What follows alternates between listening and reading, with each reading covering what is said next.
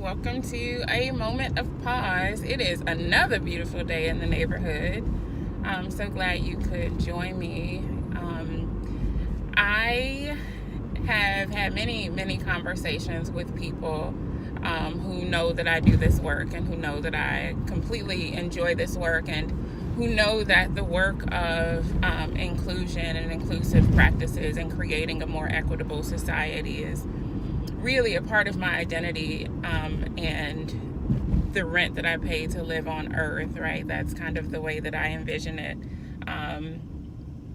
But in these conversations, frequently people will, talk about not arriving. And I always say to people that none of us ever fully arrive, to the extent that we don't always have to think about the constant struggle of equality, or not even equality, but equity. And one of the examples that I give is this. Like I said, I've been doing this work for several years. I've been doing trainings, and I teach sociology with an emphasis on equity and creating an equitable world and social justice and all of that. I've been doing this for years. And a few years ago, I had a student of mine who told me that they were gender fluid, that they did not identify as male nor female. And I knew that. A few weeks after having this conversation with the student raised their hand, and I said, "Yes, ma'am." I was immediately mortified, because here it is, a class that is actually discussing social justice. It was a social justice class, and here I had just made terrible faux pas, right? That I had completely misgendered someone who had shared with me that they did not identify as she. And so I used the wrong pronoun. Again, completely mortified in that moment. I left the class and called one of my best girlfriends, who was also engaged in this work and constantly thinking about these things. And I said, "What do I do? Do I say publicly, I misgendered this person, I'm sorry?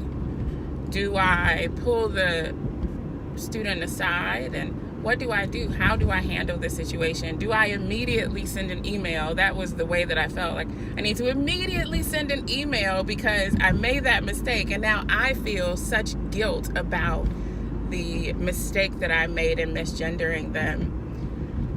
And my girlfriend was really helpful in that she said, first of all, calm down and have the conversation. And so the next time that I saw the student, I was able to pull them aside and say, "You know what, I am sorry. I called you she.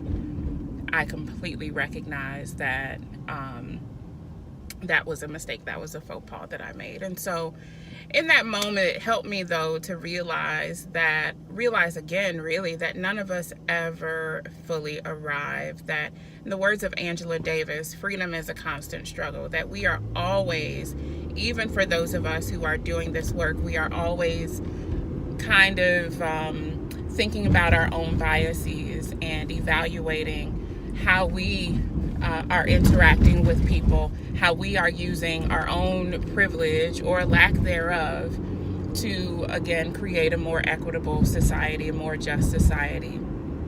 So I hope for those of us who are concerned about never arriving, I hope that actually provides a little bit of relief.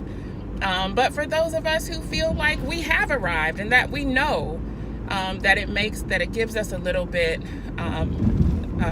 pause to think about in what ways are we taking what we know, taking our knowledge and our privilege for granted. So anyways, enjoy the rest of this beautiful hump day. Get some sun. Vitamin D is good for the soul. Talk to you soon.